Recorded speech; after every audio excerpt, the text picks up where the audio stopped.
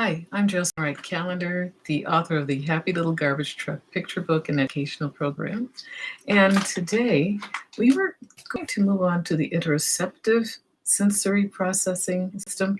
But before moving on, I had a few more thoughts about the vestibular that I thought we should cover today. Um, as I mentioned before, this vestibular system it gives us a sense of movement and balance. And as I mentioned earlier, also, our balance receptors are the hairs lining our inner ear and also the fluid in our inner ears that move around and send us messages to our brain that our head and our bodies, where our head and bodies are in space. So I read this interesting article the other day about from an OT, Katie McKenna, and I'll give you the link to her article in the description box, that stated that the vestibular sensory system is one of the first systems that is formed in utero. So we could think of it as the foundation, the foundational sensory system, and that it makes us feel safe in our bodies. And that makes sense to me because if it's the foundational sense, one of the first sensory senses that are developed, then it would be something that is just foundational and instrumental to helping us know where we are in space and feeling good about ourselves and where we are. Um, this leads to what I just recently found out, that there was a term, gravitational insecurity, that was quoted regarding this sense.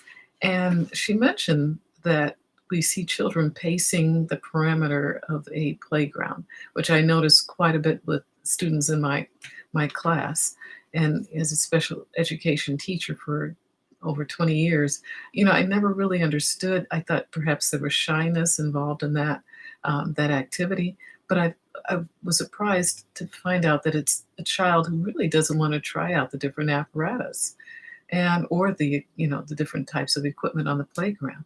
So in order to build more of the sensory sense, the vestibular sense, some of the things that we can use to help a child gain more, to build that sense and to gain more confidence in movement are rocking chairs. And I had one in my classroom, and I did notice that certain students would go to that rocking chair, all the time. And it's comforting.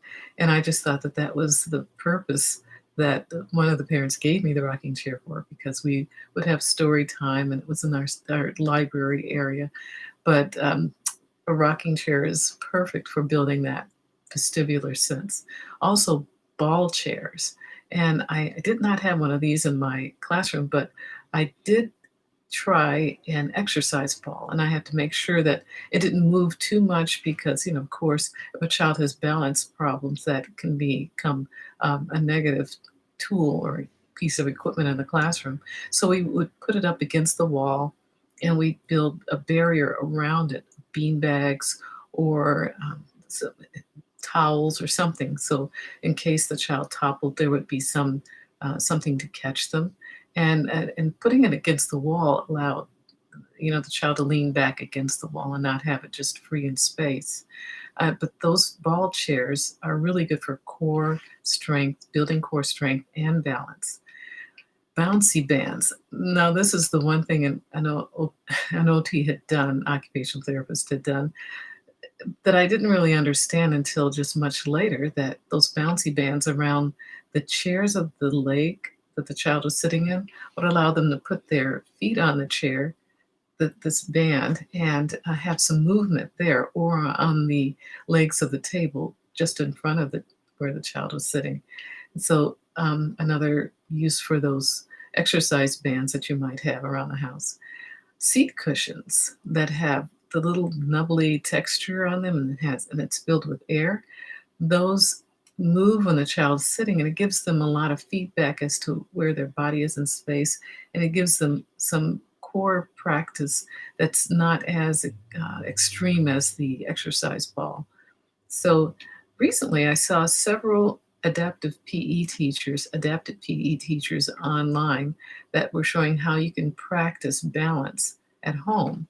And I remember one OT had used towels as a balance beam, so I included a video that I found of an OT, sorry, of an adapted PE teacher using towels.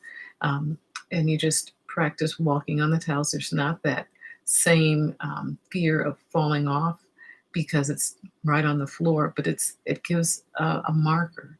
And you could do the same thing with tape or whatever, but I think the towel gives the child that feedback with their feet or sock covered feet as they're walking on the towel.